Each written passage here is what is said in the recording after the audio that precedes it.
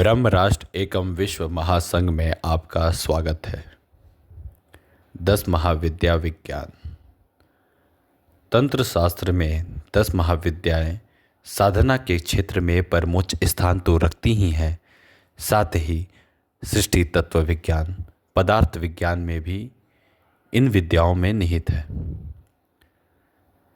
10 महाविद्याओं का रहस्य गहन, गंभीर और निगूढ़ है। देवियों के रूप में 10 महाविद्याओं के क्रम से पहली काली, दूसरी तारा, तीसरी षोडशी, चौथी भुवनेश्वरी, पांचवी भैरवी, छठा छिन्नमस्ता, सातवां धूमावती, आठवां बंगलामुखी, नौवां मातंगी, 10वां कमला प्रसिद्ध है।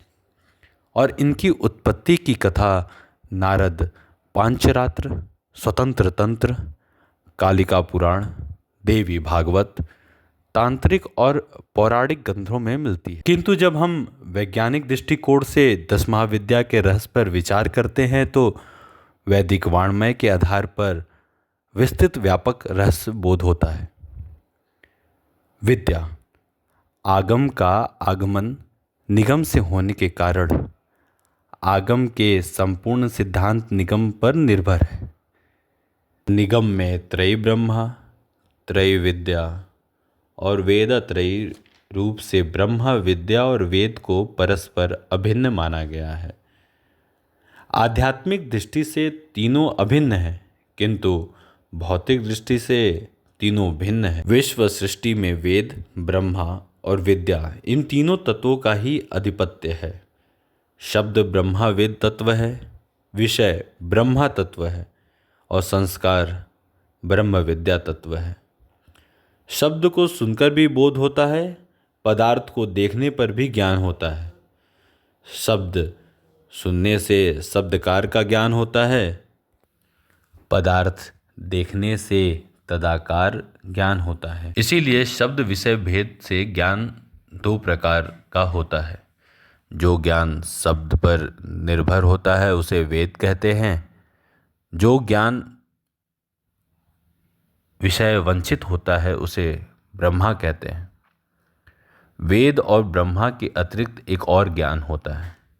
शब्द सुनने से और विषय देखने से जो सामान्य ज्ञान होता है, यही आगे चलकर जब विषय रूप में, इसीलिए शब्द विषय भेद से ज्ञान 2 प्रकार का होता है। जो ज्ञान शब्द पर निर्भर होता है उसे वेद कहते हैं और जो ज्ञान विषय से वंचित होता है उसे ब्रह्म कहते हैं। वेद और ब्रह्मा के अतिरिक्त एक और ज्ञान होता है। शब्द सुनने से और विषय देखने से जो सामान्य ज्ञान होता है, यही आगे चलकर जब विषय रूप में परिगत होता है उसे संस्कार कहते हैं।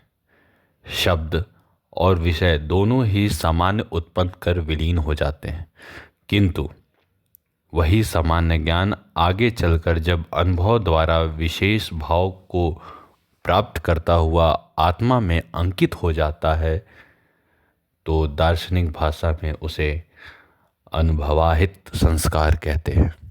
वैज्ञानिक परिभाषा में इसी को विद्या कहा जाता है। इसी से भविष्य का व्यवहार मार्ग चलता है।